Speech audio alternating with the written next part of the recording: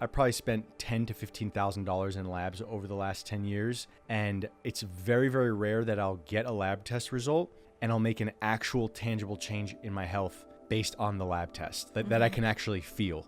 As soon as you start going in a world of, I have to kill, I have to remove, you go to war with your body. You don't need harshness on this journey. That wages war with the body. You just do things in the right dose and from a grounded place and from your center. The intensity that people go, the lengths that people go, that's where people get really messed up. Today we have a return guest, my friend Joshua Macin from the Detox Dudes. He has returned to talk about all things detox, wellness trends, what works, what doesn't, the intersection between wellness and spirituality. And we also talk a lot about his business and advice he has if you're looking to scale your business as well. So much gold in this episode. I always have such a great time chatting with Josh. So I know you guys are going to love this, and you can always connect with him on Instagram at Joshua Macin. I'll put all of his links below, but without further ado, enjoy this convo with Joshua Macin. So I wanted to ask you about something we talked about at the Lumati event. Okay. Which was, you guys don't do labs. Labs? Yeah. Oh, okay. As part of our company? Yeah. Well, we send. Or do you? Well, we send people when people ask and they want to do labs. We have people to send them to. Okay. But it's not like an automatic part of our process. Okay. We don't like need it to work with our clients. Why is that? Well, there's a few that we do really, really like. So and I would say borderline need, which are thyroid results, because that's extremely important to balance in any person. It's the emotional gland. When that's out of whack, it's very hard to detox.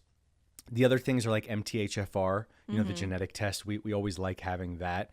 Vitamin D levels are handy. And then beyond, and like hormone panels, right, are also very helpful.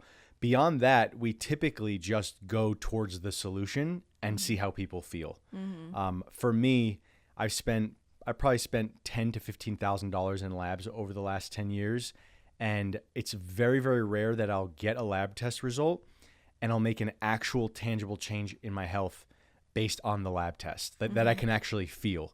I might see I have this deficiency, that deficiency, but I usually have a lot of questions as well. And there's a lot of like vagueness and like, okay, well, what do I do? But I've already done that. And I get into a whirlwind of confusion for me personally. Other people love labs. That's exactly how they do their protocols. They base it only on the metrics and the numbers, and that's fine too.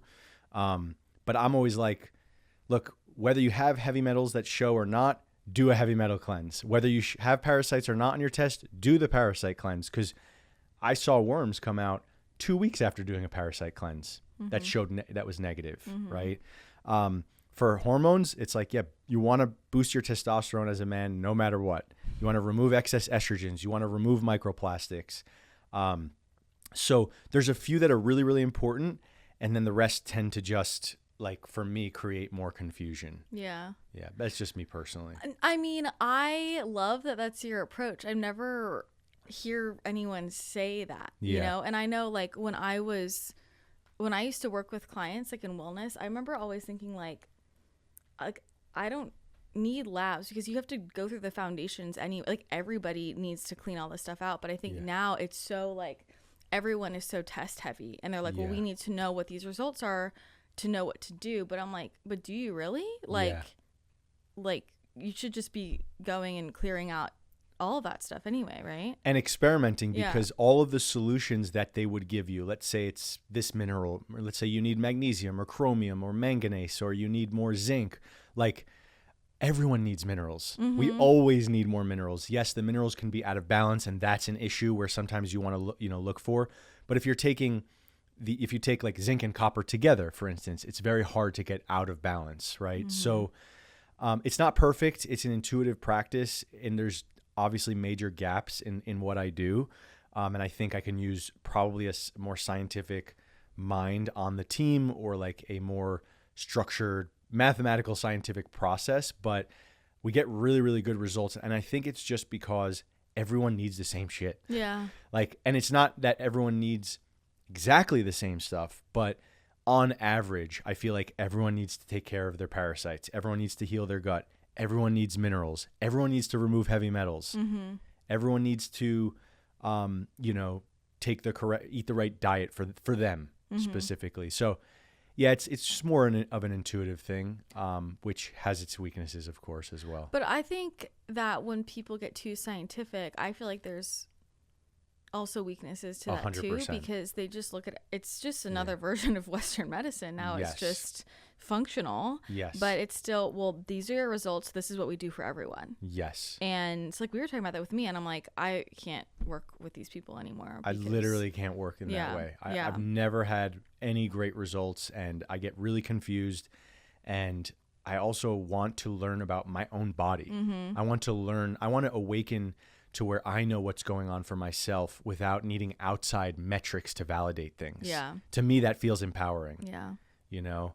And plus, like, yeah, it's a whole big conversation. There's no issue with it, but it's when people become very reductionist, like you said, and then they're basically bringing the Western medicine into holistic medicine. Yeah. Then I feel like it kind of defeats the whole point of this whole thing. Yeah, I totally agree. I mean, are most people who come to you the type that have already done all the things? They've already spent hundreds of thousands of dollars on it. So it's like at that point, they probably have most of the most basic things covered. They have every lab. Yeah. And I literally just say, okay, well, let me just take a look at these 4. The rest I don't really care about. Yeah. You know? What besides like MTHFR, what else are you looking at genetically? Vitamin D levels are really, really important, right? And then MTHFR, genetically, that's the only thing we're looking at. That's the only thing we're looking at. Okay. Then again, like Lyme tests are helpful because when people have Lyme disease, that's a really, big deal and needs specific treatment. And then hormone panels, of course, because if someone's hormones are tanked, you have to address that. You can't just detox. You can't just say, all right, we'll do a liver cleanse, do a parasite cleanse. You have to address the hormones. And how do you go about that? Well, for men, we are giving them pine pollen, maca. We're detoxifying plastics. We're detoxifying estrogens. So liposomal DIM is going to help clear the excess estrogens, which most women need as well. It's all the estrogen mimicking substances. There's a lot of plastics and all different kinds of things in these candles are natural, but synthetic air fresheners and candles and all of that. Yeah, don't point at these. Yeah. These are good. These are good. I know. But normal candles, right? And so all that stuff mimics estrogen in the body and just throws our hormones off. So we also use a formula called Male Balance, which has Tonkat Ali and a couple of other things, and horny goat weed. So also balancing the thyroid helps with balancing male hormones. Sleep, covering your nuts in the sauna or hot, and not using hot tubs too much. Wearing organic boxers, learning how to protect your balls from EMFs, not using your cell phone here, not using the laptop on the lap. All of this stuff is critical for men and women, actually.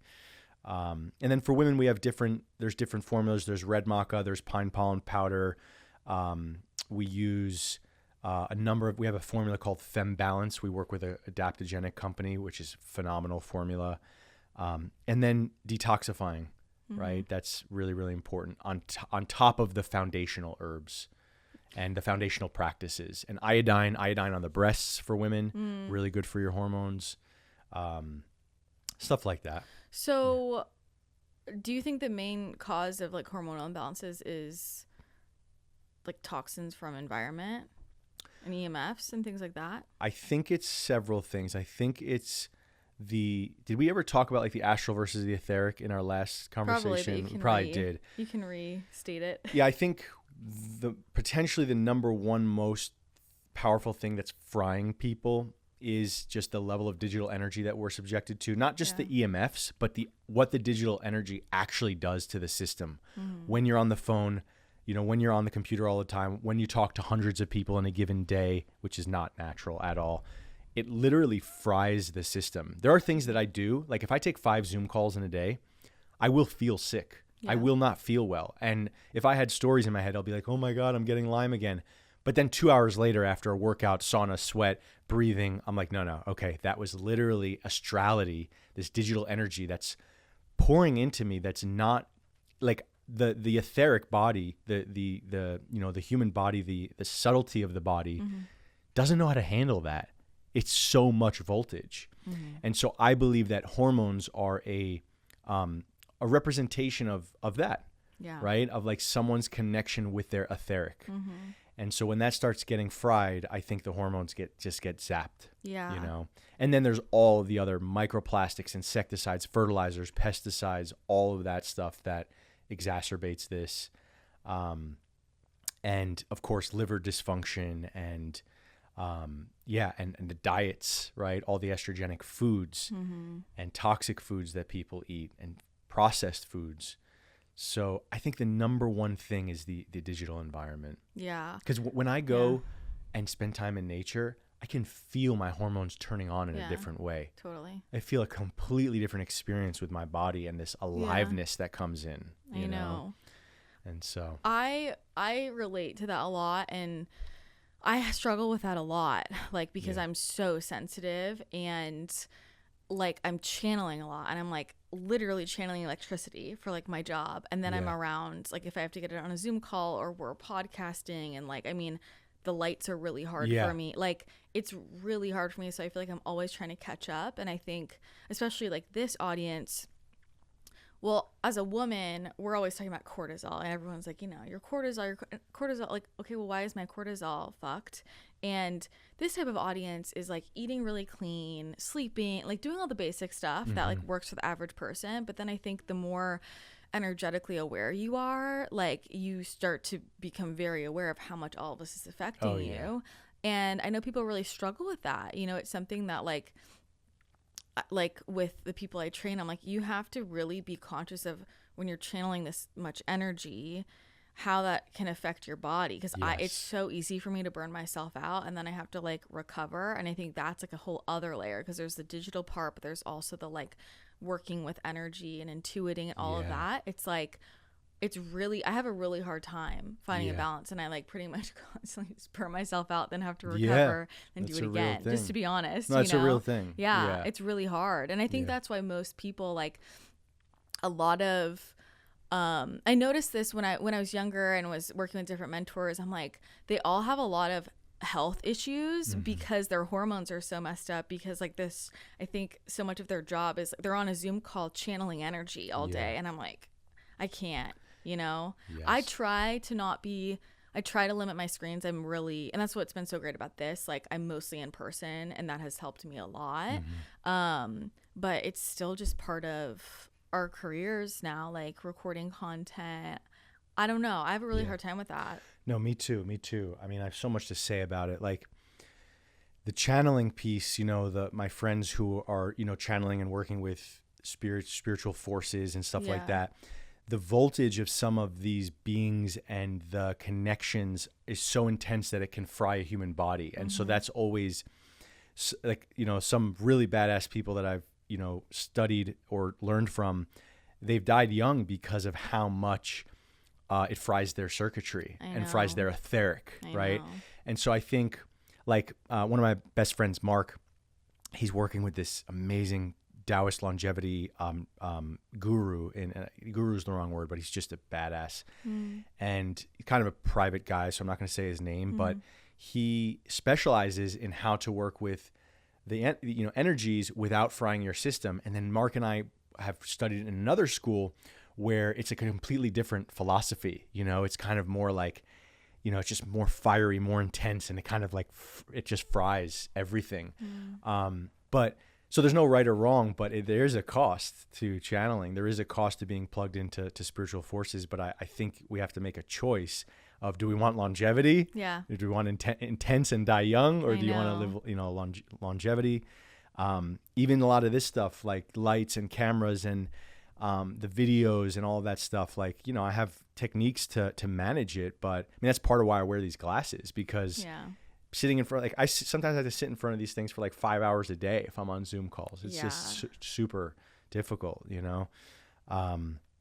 But I personally find it to be the number one challenge of my life, the balance between etheric and astral. Same. Because I have all of this will and desire, and I want to grow, and I want to scale, and I want to change the world. But if you can only do it in that media, like that media, they say the medium is the medicine, right? So like when you're engaging in that medium and it's toxic, well, what you're doing is toxic. I know. So it has to be balanced with like complete disconnection, which is hard. which because even in the house I have the fucking TV and I have know. all of this other stuff, and I you know, know. so I know. it's I think it's like the number one most significant challenge that people are dealing with, whether they know it or not. Yeah, I would Yeah. agree. For me, it's like for sure my Yeah. top, and I have things that I know like help, obviously, and I've definitely learned just like with channeling, like limiting how much. It's like I need, if I'm doing it, we need to get all the juice we need to get out of it at that point, and then like I need a long Boundaries, break. When I was younger, I remember when I met her, she was like, you know, you can die doing this, so you better like watch it. And I did this like 30-day thing where I was channeling a different ascended master for 30 days. And after that, I was like bedridden for 6 months. Like, and I was like, whoa, I got to pull it together. Yeah. That was like, I don't know, a long time ago. But I know for me, the things that help are just constant detox, like constant detox, no stimulants, and a shit ton of minerals. Like the amount of water and minerals makes a huge difference. And obviously the obvious, like nature, like that, I think ocean, like that's obvious. But for me, the biggest thing has been minerals. That helps me the most. For sure. You know? Yeah. And coffee enemas. Those are really good. Like, yeah. literally game changing for me. You can add, you want to make them even better, you can add iodine and sulfur and salt. Oh, really? So that kills parasites, and it's going to stimulate glutathione, and it's going to rehydrate you. It kind of creates a net neutral effect on hydration, because I find coffee enemas to be dehydrating, but when I add salt and drink electrolytes in the same hour, I find them to be kind of more neutral on the electrolyte front. So that's how I feel they're really sustainable with that. Yeah. And then iodine kills parasites, which is really cool too. Okay, I got to get on the iodine train. Yeah. Can we talk about coffee enemas? Sure, yeah. One of my favorite wellness activities. Yeah. I feel like it's so interesting because now that AI is taking over, they used to be able to find out information on the internet about coffee enemas, and now it's just like, these are horrible for you. Don't ever do them. Does it say that? Yeah, Wow. it's crazy. Wow. Like if you put it into Claude, it'll be like, this is not an approved practice. It's extremely dangerous. Wow. Don't do it. You know, if you're just like, how can I blah blah with my coffee? Yeah. it'll just shut you down. Wow. Now it's crazy. Okay. Can you talk about benefits? Why would you do this? Yeah. Proper things to consider. Yeah. How often? Totally. Well, 10 years of doing coffee enemas, right, on and off. I think they're a medicine, and that they shouldn't be done all the time for all seasons of life. I find that any deep cleansing modality pulls a little bit of some essential energies away from someone. So like if you just do coffee enemas all the time, all year round, I do think they'll start stripping something from you. Yeah. And then like the classical thing is like, well, they strip minerals or they strip this. I think it's just essential life force energies. When you cleanse, you cannot only remove bad. You have to remove some of the good as well. And so for those reasons, it's a medicine. All medicines should be done in the right dosage, the right phases of life. For me, I don't like doing them when I'm really, really busy. Like if I have a ton of calls or a ton of podcasts, or like going around seeing like what we call in one of the schools that I train in, we call it exvolution, which is like when you're talking a lot and your energy's outside of yourself a lot, like, or being external, I guess you could say. That for me, I don't like doing coffee enemas when I'm doing that, because coffee enemas feel a little bit like, I don't know, they just feel like they open portals. Like anything done rectally, like, because we teach people to do suppositories after coffee enemas, which are these little, basically bullets of herbs that go straight into your liver, but they're so strong that they open you up. So you don't want to just like coffee enema podcasts, right? Like coffee enema 5 Zoom calls. Like you want to have a little bit of a space in between, like talking to people, in my opinion. That's what I've learned in 10 years, right? But so back to like the practical things, you're taking coffee, you're, brewing it or cooking it on a stovetop, adding in salt. If what we call coffee enema on steroids, you're adding in MSM, iodine. You can add other herbs like liver herbs, dandelion, milk thistle, stuff like that. You're putting it in a cold press and then pouring that into an enema bag, right? Non-toxic. I'm teaching your audience. I know how to do it. And people ask. Silicone enema bag, right? So you're basically going to insert the tip talk to a doctor first, right? I'm not a doctor. Insert the tip rectally. You're super hydrated. You're laying down on a comfortable rug with a towel on top, and you're, in your bathroom. Put some red light on, put some music on, and you insert that, and you want to hold it for about 10 to 18 minutes. And what this does is, first of all, there's, I believe it's called palmitic acid, which is it's like a solvent, and it will help detoxify the colon. Also, you're boosting glutathione production with the coffee and all the minerals in the coffee. You're also boosting your peristalsis, which basically, through the action of holding the coffee, you are strengthening your bowel movements, you are strengthening your gut, and you're also grounding your energy. It's super grounding to hold that, because you have to basically use a set of muscles that force your consciousness down, which is, I think, one of the most beneficial pieces of it.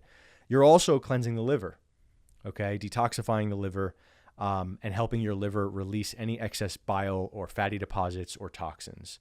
So all of those things together just really awaken, they create an awakening. You feel more alive, more alert, more clear. And you want to retain it. These are called coffee retention enemas. You retain it for 10, 12, maybe 18 minutes. You can start getting creative and adding more herbs, and you can kill parasites that way too. All right, because that goes straight into the liver, which is via the portal vein. It's going into your blood. That's why coffee enemas are so effective, because it's cleaning your blood, okay, through the portal vein. All right, and also connecting to the brain. All right, and so I think 2 to 3 times a week is good, but then I'll go months without one. Yeah, if I feel a little bit drained, or like just, okay, I've done enough detox, it's time to regenerate, replenish. And then I'll go for months with just taking minerals and herbs and more regenerative things. What are some of those things for you? For me, a sauna is super regenerative. Others, they feel drained. Cold plunges, but only for 30 seconds. Adaptogenic herbs, minerals like quinton and salt and marine phytoplankton, spirulina, chlorella. I make this drink with coconut water, 2 whole lemons, which has all these alkaline minerals. People think lemon's acidic. It is acidic, but it actually has a net alkalizing effect on the body. Okay. So you consume lemons, even though it's acidic, it's completely creating an alkaline environment because of all of the alkaline minerals. So 2 lemons, coconut water, which is also alkaline, and then wheatgrass, marine phytoplankton, chlorella, spirulina, cilantro, silica, okay, and what else do I put in there? And adaptogens. That's like my favorite drink. That's my regeneration drink. I'm gonna make you make that for me when yes, I come yes, over. yeah, you gotta have it. I have it every single day. That. Okay, yeah, good. There's nothing better that I've found. Wow. Yeah. All right. No matter how I feel, drained, high, low, whatever it is, that is that is the drink. Okay. That will restore. That is I'm gonna Does it have sell a it. name? I'm gonna bottle you and should. sell it. You can make it in different ways. We call it the chelation elixir, but if you take the cilantro out and you add small amounts of wheatgrass, it's more of a regenerative drink. Okay. Yeah. Okay, yeah, I gotta try it. Yeah. I mean, does it taste good? Amazing. Okay. Yeah, we'll incredible. Okay, we'll try it. Yeah. So when you talk about cycling that, is that true with detox in general? Like, because you talk a lot about like parasite cleanses and heavy metal cleanses. Like, do people need to cycle that? Oh, for sure. Okay. Yeah. All in rhythms and cycles, Yeah. just like the moon, just like the ocean, the tides. Everything on this healing journey has to be done in cycles. There's so many people who are so stuck in mind that they're just like, this is good all the time, all year for every human being. Yeah. Like, what the fuck are you talking about? No, There's I know. nothing. There's nothing that can do that. Yeah. That can be that. Yeah. It's phases. Yeah. A human being operates in phases. Speaking of stupid shit people say, Yeah. I'm sure you're aware of general wellness space. Like, what are things that you see where you're like, these people are just doing this all wrong, or this is just not important? Yeah.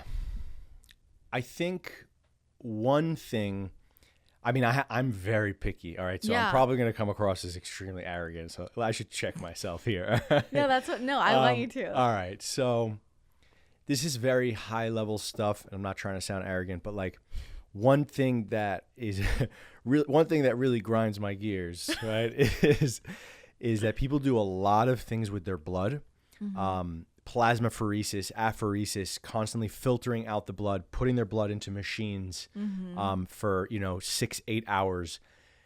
I did this, and I've done it multiple times, and there was such an important subtle effect in my energy that I didn't, that no one realizes, because your blood carries your spirit. Your blood is very sacred. And so for me, it's such a Western reductionist thing of like just taking the blood out, pulling the toxins out. Yes, it has a positive effect on people, and I know that there's deep medicine and science behind it, but people don't even realize how damaging it can be to some of your subtle bodies to just remove your blood. Like at some treatments, remove 3/4 of your entire blood out of your body and put it through a machine. Who made the machine? What's the machine doing to the blood? What are the spiritual implications of that blood coming out of your body?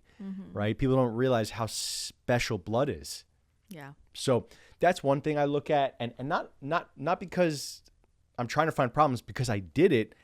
And I sat and meditated for a few days afterwards, and I was like, holy shit, I just released a layer of very special energy that I've been meditating for the last 3 years, and I felt that layer leave me. Yeah. And it took me 6 months to recover that protection, that spiritual protection that I had.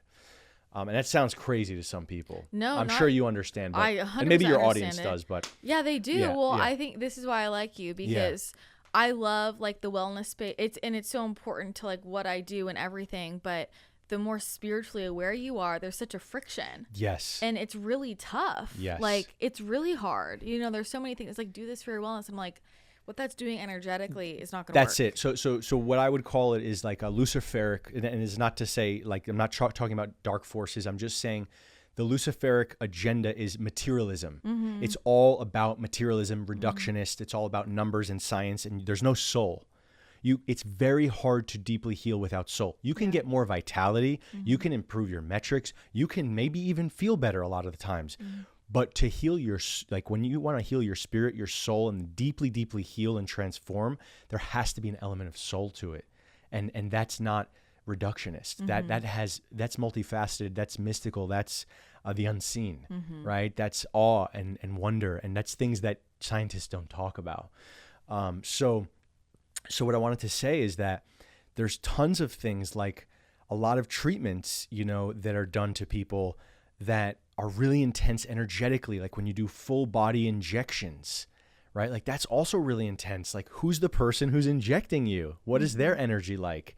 People don't think like this. They just see the level of the physical. Yeah. And this is what, you just call the luciferic sort of, it's just like the soul is cut out from it.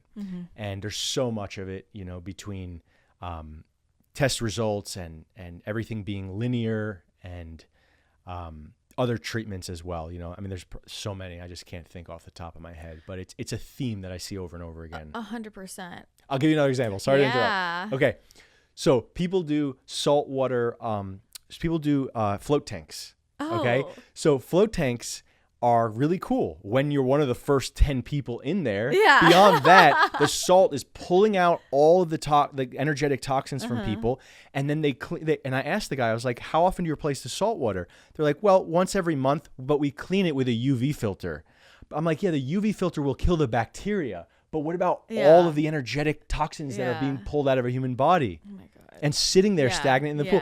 The last time I did a float tank was 10 years ago. I had nightmares all night. Really? Yeah, because I was a month sitting in a month of I think there are other places that clean it out though. Dude, okay, I hope so. There are good places, because I've only been once, and she was super like the woman who owned it was super spiritual. Like the whole place was just, and they cleaned the whole thing out. Really good to know. And I had a great experience. This was 10 years ago. It was different. But I feel like that about the public, like pools. Yeah, the cold plunges. Like especially out here, it's a big thing. Sauna, cold plunge. Like this is disgusting energetically, like and physically. I think this is a very real physical thing. Like I had a friend who told me, he was like, yeah, I was going to. I'm not going to say the name of the place. It's it's like I know what it is. A spot. Yeah. And he's like, I started getting cysts on my body because they don't clean out the cold plunge. It's like it's disgusting. Yep. It's bad. Yeah. So what about peptide culture? good medicine, but like it's never gonna address the root. It's never gonna like, do what you think it's gonna do, but it's like a good additional component to the healing journey, but it's like, it's such a small What do you think about thing. it spiritually though? Spiritually, I think it's way more benign than TRT, like, or hormone replacement therapy, because you're moving the downstream markers, the downstream numbers. So I think it's safer. I think it's cleaner. But it's very like, what is behind it and who's making it. I'm always curious about that too. For me, I take something and I immediately know if it is clean, clear, what kind of spiritual forces are connected to it. And it's not like I name the forces, but I can feel it, like a general, oh, that's what's behind it. And I've taken things and been like, this is way too like pharmaceutical for me, or way too like, I can feel who makes this and what's behind it. And I'm just like, no, fuck this. But the peptides I've taken, BPC 157, TB 500, those felt clean from the right compounding pharmacy. They felt clean. But of course, the meme behind it is exhausting, the memes and the culture and all of that. Yeah. And when people get really, really jacked with it, like they're just like taking super high dosages to get jacked. Like that's not what I believe in. Yeah. I'm not gonna get into it. Yeah. You hate it. I don't hate it. I'm sus. Like it's just a very slippery slope. And I think but I think this is supplements too. It's like anything synthetic, it does affect your field. And it's like, it's in the dose. If you're dosing things out, okay, it can help to rebalance the body, but you also have to make sure you're harmonizing with your field. And people aren't just dosing things. It's just like permanently, I'm taking this forever. People are just going off and getting these from God knows where. And it's just very sus. And mark my words, it will get infiltrated. You're going to be you're going to be injecting yourself with weird shit. Like I guarantee you. You. It's how they're going to get all the wellness people. It is. It's Who's literally they? the agenda. I mean, you know who they are. You know who they are. Were you part of that conversation on Sunday? We were talking about, I was going off. Everyone was like, what part of TikTok are you on? I was like, I'm not on TikTok. I'm telling you. But no, I'm sus about it, to be honest. I hear you. I hear you. I mean, if we're suspicious about where we're getting just supplements in the form of pills, it's no different. Definitely need to do your research and go to the best compounding pharmacies and stuff like that, or just skip them altogether. Like I don't think I healed without peptides. You know? Are there things that you feel like are popular in the wellness space that for people that are more energetically aware, like this population, you feel like are not helpful, should not be done, and even vice versa, like this type of population, you should really add this to your routine? I really feel like for this population, things like stem cells, especially when there's someone else's DNA, that would be something of concern. I think anything with the blood, where it pulls your blood out, you'd want to be really careful and cautious about that. I think anything where someone's energy is really on top of you, like injecting your whole body with certain peptides or stem cells or body treatments or, certain treatments like cranial sacral, and when they're all kind of up in you, like just be really selective, because it's not just about what they're doing, it's who's doing it and what they're about. I really don't let a lot of people close to my energy, even like the best of the best. Oh, you got to see this massage therapist. But I tune in and I'm like, well, it feels like they really don't take care of their energy. So I don't really want that. It doesn't matter how physically skilled they are. Yeah. Right. On a deeper level with supplements and therapies, be very careful with, be very mindful of liver cleansing, parasite cleansing, and the dosages of things and the intensity at which you go to. As soon as you start going in a world of, I have to kill, I have to remove, you go to war with your body, and that won't work for empaths. That won't work for sensitive people. I don't think it works for anyone, but you will get hit faster. The thing about people like in your category, and I know some of them because some of them have, we hired some of them, like some of them have joined our team and they're awesome. And a couple other people emailed me and this and that. So I kind of feel what they're about, and it's like, very sensitive like me. Right. And so you don't want to do things harshly. You don't need harshness on this journey that wages war with the body. You just do things in the right dose and from a grounded place and from your center. I think the dose is where people get messed up. The intensity that people go, the lengths that people go, that's where people get really messed up. Cold plunges, probably not so great for a lot of people. It's a real shock to the nervous system, pulls from the kidneys and the adrenals. It's, your Jing life force. It's a very sacred, finite resource, and cold water pulls from that. Warm baths are usually better for really sensitive people, which is totally different to what the mainstream holistic health says. My life changed when I switched to hot baths, and I just do 10, 20, 30 seconds cold plunge, but only after a sauna. I don't wake up and do that anymore. What else? If you can share some things with me, I can comment on it. But I mean, is there anything that could be added in to help with what we were talking about at the beginning of like all the screens, like the digital things, to help manage all of that? The blue light blocking glasses is one of them. There's a practice I do which is called uplifting, where I'm basically lifting up all of like the toxic heavy energies, and I do it, connect to like a string at the top of my head and pull up. Kind of hard to teach that in 5 minutes, but boundaries. I am ruthless with boundaries, with ruthless. Okay. And I'll say this because like, I know. So like I do interviews like just people who join my team, and I will literally keep the calls to like 12 minutes, sometimes 15 minutes. And like there's so much of me that wants to engage further, or like, oh, I could talk about this, I could talk about that, but I know myself, and I know that after 5 minutes I know what I can feel what that person's about on average. There's still questions, there's still things, I can't find everything, but I just listen to my body. The first 5 minutes, how do I feel? All right, well, like that's all I need, right? Interviews, I never do Zoom calls or interviews more than an hour and a half. Doesn't matter what you're talking about, it's draining. Doesn't matter if it's the best fucking conversation in the world. More than an hour and a half is toxic. For me, for sure. Yeah. For me, maybe not for others, but like, and our Zoom calls on our team rarely go above an hour. Yeah. An hour is the max. Let me tell you the story, everyone. Yeah. The first time I met Josh and I interviewed him, he told me he had a hard stop after 60 minutes because he had a call.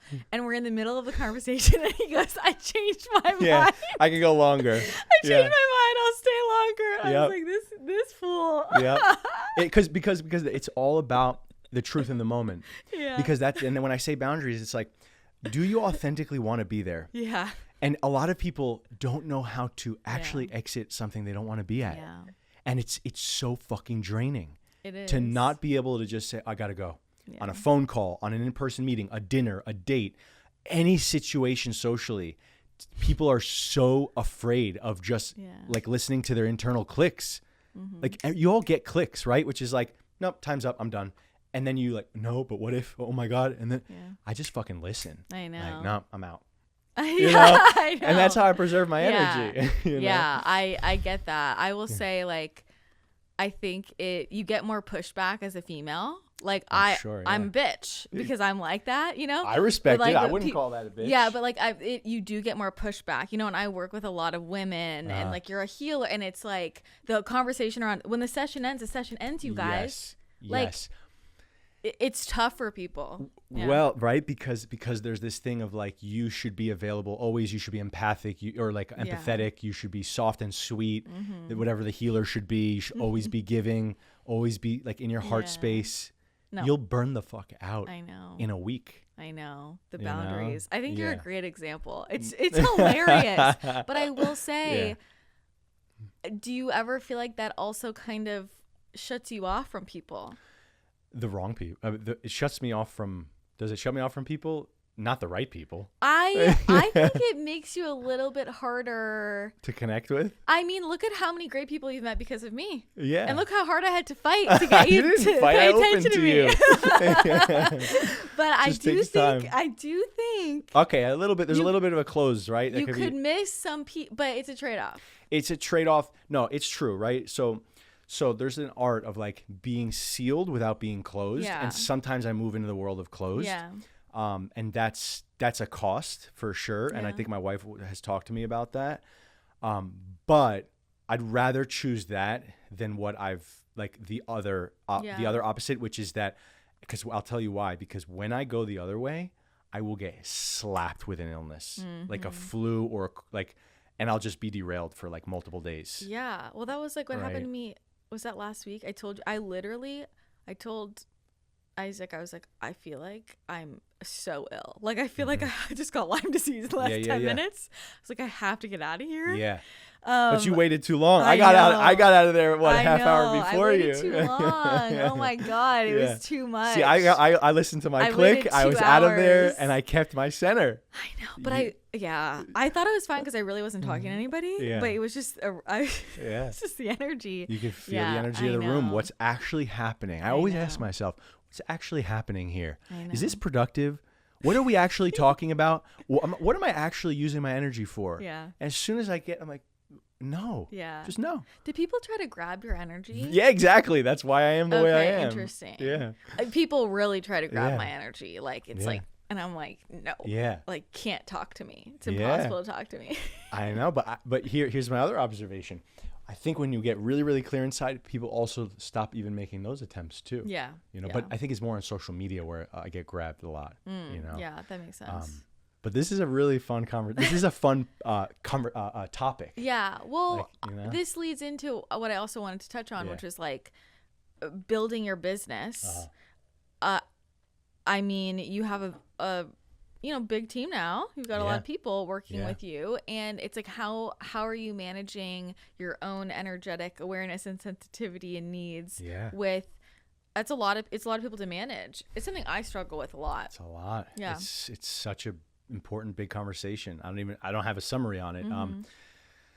Let's see. Well, the first thing is the last couple of weeks have been really difficult, so it's not like I'm doing an amazing job or figured it out by any means. It's definitely an evolution and a constant process. For me, the thing I've learned constantly is that it's all about me and me. It's my boundaries and how I declare boundaries inside of myself. A lot of times, 95% of the time, it's not even what I'm saying or what I need to do to draw the boundary outside. It's inside. And it's just getting super clear with who I am and how I want to be inside. And I don't need to announce them. I find oftentimes when I announce things, I lose my power. Yeah. Right? Do you have any specific questions that help stimulate me? Let's go backward because we haven't really talked about, how you scaled. Like you first started, it was you and a partner at first, right? Just me for the first 7.5 years. Okay. And then I hired like 2 people. And now we're at like 22 people. Yeah. So what happened in there? Was that like a conscious, like, I want to scale this and grow a team? Or was it like, what was all 95% conscious, 5% pulled by ambition. Okay. There's always this force that's pulling me while I'm like trying to be like, yeah, I want that, but I want it in my time. Mm-hmm. Like I want to do it in my time, like when I can handle it. But there's still this like vicious force inside of me that like I used to fight with in jiu-jitsu, and like this thing, this ambition, I think a lot of men have it, and a lot of men are slaves to that thing, entirely. Mm-hmm. I'm a 5% slave to it, and I'm trying to get to 100%, master, because it's so destructive. To just be pulled. And that's what's happened in the last few weeks. I could just feel myself getting pulled, mm-hmm. and I told the team, and you're going to think I'm totally bullshitting you. I told my 3 leaders on the team, I said, this next week, we are pumping the brakes by 33%. You're not to work hard. Go to the beach, relax, and let's not even talk to each other, and just don't respond to messages. That's great. And I said that, and I've never done that. Like, I've always been like, work harder. Yeah. And, I even made jokes like, if you guys work hard today, you're going to be fired, right? And so that's because we started to get into a territory of just too much push, mm-hmm. too much pushing, too much going, and that's off-brand, mm-hmm. and that's toxic. Yeah. And there's a cost to that, and there's a backlash that'll inevitably happen with that. Yeah. So does that make sense? Yeah, totally. Yeah. I imagine your hiring process is specific. Extremely specific. Can you share more about that? Yeah, it's even more intense now. In the last month, we went another level where first we have people making a video, you know, versus like, you know, before I even were to get on a Zoom call, it's like, first I just want to see a video. I ask questions of spiritual attunement. What do they do for their practices? You know, have they done our detox? You know, and then I'm tuning in with them on a video call. I'll ask them another series of questions. We're making sure they do our detox. We're really making sure that they are in balance and in integrity, and they love the brand and they love the mission. Like, it's really, they have to care about this mission. Yeah. Otherwise it just doesn't work. Yeah. You know? I mean, do you feel like, I just feel as well, I know, I mean, as you scale a team, like, you become energetically connected to all these people. There's a lot of things that affect you the more you build. Like, how do you manage that? Personal versus professional. Yeah. There's a professional Josh, and they might be plugged into that version of me, but no one's really plugged into the personal Josh. Okay. And if they do, and I'll catch it and I'll reorient, and I don't even need to say anything to them. It's just, again, changes within me. Yeah. It's all about changes within me. Way too much personal on that conversation, and you make mistakes all the time. You bleed, you hemorrhage, but then it's just a recalibration. And a lot of people are so reactive with that recalibration. They make big announcements. Guys, I decided as of April 1st, I'm doing this, this, and this, and this, and I'm changing, and this is how I have to be. It's like, dude, just fucking feel the pain and feel the boundary and do it inside of yourself. Yeah. And don't say anything. It's you know? true. It's so true. Yeah. It's like, you announce it, nobody believes you. Like, whatever. Yeah, exactly. Like, so in terms of like how you spend your time now, how are you spending your time versus what do you choose to delegate? So, I am doing a lot of management and a lot of sales stuff right now because I'm a temporary sales manager.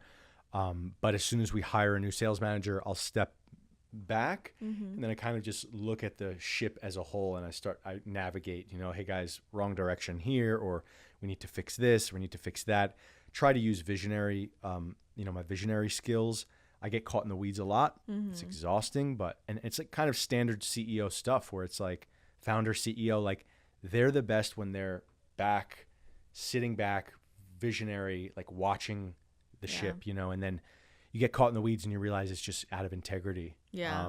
So I still get caught in the weeds. I still get pulled, but I'm trying to become more of a visionary founder CEO where I'm just like watching and like what's the word? Choreographing or orchestrating. Yeah. Conducting. Yeah. Conductor. And, so I still work a lot, work really hard. But could use, like a transformation there to step back a bit, you know, but it's hard because you care. What do you think is your strongest skill set in business? I would just say authenticity and integrity and soul, like fusing the spirit of who I am and what I do and what the detox does to a human being, fusing that into the brand, into the marketing, into the sales, into the team, and creating life. Yeah. Like a life, not numbers, not machine, not systems, none of that. I'm like dead in that arena. It's just about life. Yeah. You know? Yeah, I feel that. Bringing life into the company. Yeah. So, I mean, there are a lot of people who listen to this who are trying to build, like, if it's coaching, service-based, whatever. And I think today's landscape is interesting. And they're probably similar to you where they're more like soul-led connected and not as much the like systems operation side of things. And so I'm curious about kind of like your journey of growing and like growing clientele and growing your audience. Like when you look back, what were the things that were most helpful? Like how did you navigate that, especially being as energetically aware as you are? It's a good question. I mean, it's a lot of firing. There's a lot of hiring, a lot of firing. And ruthlessly never settling. That's the thing that is so special about Detox Dudes is just that we don't like on a leadership level, like we don't settle. And so you have to hire for where you're weak, right? You also want to learn a little bit about where you're weak so you're not just blind, because it's hard to hire when you're totally blind. Yeah, that's true. And, you know, I can only speak for us and my company. there's something of a spiritual quality that people have that I search for when I'm interviewing, when I'm hiring. And it's just like, is this person uplifting? Is this person bringing a space? What kind of space do they bring? Because I'll tell you, I've done, who knows, fucking 500 interviews more at this point with like potential candidates to work for our company. We've had over like 1,500 people apply for jobs, right? And, you know, people can say the perfect words. People can be an expert in that department, but, you know, they have to carry a space. Like they have to carry love, connection, uplifting. They have to own their shit. They have to bring something that I want to be around or that everyone wants to be around. And that's what we focus on. Like, what kind of space does this person bring to the table? Like, everything they said was spot on, but I felt exhausted listening to them. And I trust myself. Yeah. You know? I think that's key. Like you have to trust yourself. You have to, as an entrepreneur, you asked for, I didn't give any advice there. Sorry. I was just talking about myself, but you have to trust yourself. Yeah. You have to. There's that belly knowingness of someone and what they're about. And, you know, when you go against it, you know, you'll find out later. Yeah. So was your strategy basically, because I think people build in really different ways. Like some people are like more solopreneur and they focus on content and growth and getting more numbers and then that way. And other people are like, I'm just going to run ads. Other people, I'm not even going to focus on organic. Other people are like, I'm just going to hire all the right people that are going to move the business. Like what kind of was your strategy with that? I'm not sure of the question. I'm sorry. Like, just go back to the beginning. Yeah. Okay. Like when I was a solopreneur for 7.5 years. Okay. Yeah. Was the strategy? That's a funny story. I'm going to grow the audience and then get more cash flow. Got it. Or is it, I don't have much cash flow, so I'm going to hire really well first. Got it. Okay. Have that hire bring in more cash flow. Okay. I will tell you a story to answer the question. So this is 2021 and I had just gotten done traveling the world with my girlfriend at the time. I spent so much money. My business was only making probably $15K a month, but it was also very spotty. And sometimes I'd only make $7-10K a month. And this was after, I had made more in the previous years, but I was not focused on my business at all. And so basically was broke with a new girlfriend. We traveled the world for a year. I spent all my money and I was like, holy shit, like I have focused on being the best coach I could possibly be for the last 7 years. And I'm not able to make money. Why is that? I'm such a good fucking coach. And I would sit with myself and be like, dude, like, I know I'm a good coach. I know, like, I get amazing results. I have amazing testimonials. Why can't I make money? And I realized because there's the coach and then there's the marketing. If you don't know how to market your services, you're never going to be the coach you want to be because the people aren't going to get there. So I had to learn how to market. And so I did a course called Content Creator, which was the best course, the best single investment I ever made in my entire life. Okay? Wow. It was $5,000. He's one of my very good friends now, Anthony Gallo. And that course taught you structures and systems, how to do Facebook ads, how to market, how to speak to the camera. I never knew how to speak to the camera. I would just try and be like raw and rough and authentic. And like, there's like a camera presence that I didn't understand. And so I learned all of these skills in 30 days. I fasted every single day. I created a new detox course while doing that course because I didn't have enough energy to do the course. So I had to create a new protocol, which we now call a 14-day detox, which is our like phenomenal fucking course. So I created that while doing their course, while learning how to do Facebook ads, while learning how to run the ads, do the marketing, write the copywriting, every single piece of the puzzle, still myself. And I literally went from 10K a month to 100K a month in 45 days. Oh, okay, wow. In 45 fucking days. Yeah. Okay. That's a great testimonial. They already have that. Yeah. They already have that. And I'll send this to them. Yeah. And they, 45 to 60 days. I don't remember exactly. Definitely under 60 days. And I remember within 30 days, I hit 68K within 30 days. Okay. And transformed my mind. I went from being a coach to being a founder through that course. And it's still just me, but then I ended up realizing, okay, I have to hire an assistant. I have to hire John, who's like the cornerstone of the company. And then it just kept going from there. Wait, who's John? John is the COO head coach. Oh, he's just like my right-hand man. He's like everything. But I Okay. only hired him 2.5 years ago. He wasn't there for the first portion. Wow. So I didn't think I had a need for hiring. Yeah. So I learned everything, and then started to hire where I was weak, started to hire where what bored me, where I didn't like, and just kept scaling and going from healer to like CEO. Mm-hmm. And now I juggle both, but too much in the CEO seat right now. Yeah. Lost Yeah. some of the, the fine arts. Yeah. That was such a good answer. Yeah. It's something that I just had a talk with a bunch of girls in my healing program about this. I was like, Yeah. you guys, it's a separate skill set Yes. to be good at marketing, and you have to go out of your way to learn that. I'm like, they're kind of just trying to pour more into like more skill set. I'm like, yeah, that's what I can help you with. Like, this is a different skill that if you have a business, you need to learn that. Yes. Like, so maybe that's a good Sales and marketing. Yeah. It's how do you sell it and how do you market Yeah. it?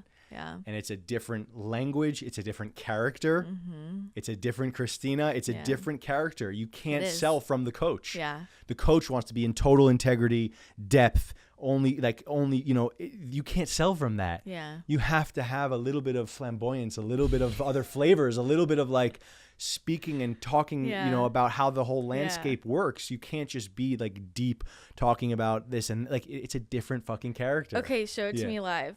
Be coach. I am doing it. I'm right now. No, be I'm coach. be coach. Be coach. All right. Say something, coach. Well, tell me how you feel about that. Yeah. Tell me why do you feel that way? Yeah. Yeah. Okay, is that really how you talk? Yeah. You're like, Yeah. Tell me. Yeah. Tell me, Christina. Oh yeah. my- Why are you moving to LA exactly? is that? Oh my god! What did you say? I'm reactive, or what? Did you You're in say? a reaction. Oh yeah, I am in a reaction. You're in a reaction. Honestly. You gotta catch that. But it's okay. Yeah. Okay. Yeah. That's my. Yeah. You would. I actually think that was coach. It was the other coach. day. You were like, It was coach. you're like, are you in a reaction? I turned it on for 5 seconds. Yeah, and I was like, Yeah. yeah. Yeah. Yeah, I am. But it actually does make you be authentic, Like, if you ask me in that tone, I'm going to be honest. Yeah. But if you ask me something here, like not in that tone, I'm probably going to say something cheeky, Because you're on a podcast. Yeah. It's it's a totally different personality. Has to be. 100%. Has to be. There's authenticity, but there's also wisdom. Like you cannot Yeah. be all of you on every fucking podcast, on every video. You can't. Yeah. You bleed dry. I know. You have to, I know. there's something that clicks in. It's like characters, So what's your camera persona? This guy, the one you're talking to now. Like, how would you describe the quality difference?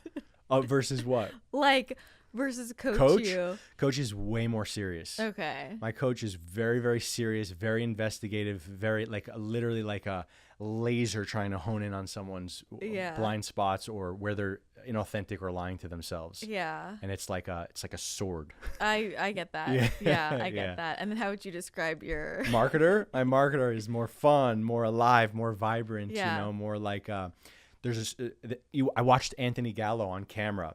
And I met him in person, and I know who he is in person. He's kind of similar, but you could see the way he would talk on camera, and it was like perfectly animated, like 10% above what you would do with your partner or your mom or your dad. But it's like it's perfect. It's correct. Yeah. You need that 10%. Yeah. It's what 100%. draws people in. It's Yeah. what captures attention, and it's like that 10%. Yeah, that. And I saw it in him, and I was like, I'm doing that. Yeah. Yeah. And I turned it on, and it fucking worked. Have you gotten canceled yet? No. Like, No. what's the thing that you've posted that you've gotten the most? I don't even know. I don't read comments. You don't read I anything. could You don't care even less. know. No. Oh man, I was like, I feel like for sure you're the type that's like, what's gonna trigger people the most because I'm gonna like put that on Instagram today. But you don't even care. No, I don't like fighting against things. I don't like going against. That's not true. I swear. That's truly not true. I swear. I don't think that's true. Really? That's how Really? I feel. Yeah, like if I'm going to talk about something, if I say like I don't like Western medicine or I don't like whatever, I'll Yeah. speak truthfully about that. But when I see like memes and inflammatory things, I usually stay away from inflammatory things. I wouldn't say inflammatory, but I feel like you're like look, people are doing this wrong. Yeah, like, I am like that. The basic biohackers. I'm a real biohacker. That's true. I do that. Yeah. And so I can catch some flack from them, but yeah. I don't like the bigger themes of like politics and vaccines. Yeah, and all yeah, that yeah, shit. yeah. I stay totally away from all that. That makes sense. I mean, honestly, same. So I Unless think it's hard to get canceled when you're just saying like "fuck biohackers." Yeah, that's true. Yeah. That's true. Yeah, you're interesting because you like. It's like this underground but big energy. Say more. It's just. How would I don't know how to describe it. Let's hear it. Let's dissect it. My coach is gonna come out now. Yeah. It's good. It's like because you talk on fringe things, so you can go all the way out there on our fringe things because it's people don't know enough about it for it to actually bother them. But if you were more like mainstreamy, I think it would bother a lot of people. Right. Yeah, I'm definitely not mainstream because you're like too smart. You know what I mean? It's like you're too smart, so not enough people would even know. I think I'm too not scientific to ever go mainstream. I don't think that's true. No? I think the less scientific you are, the easier it is to go mainstream. You don't think that? Would you want to go mainstream? I don't know. These are things I think about. I don't know exactly who I am and where I'm placed and all of that. It's hard to like know yourself.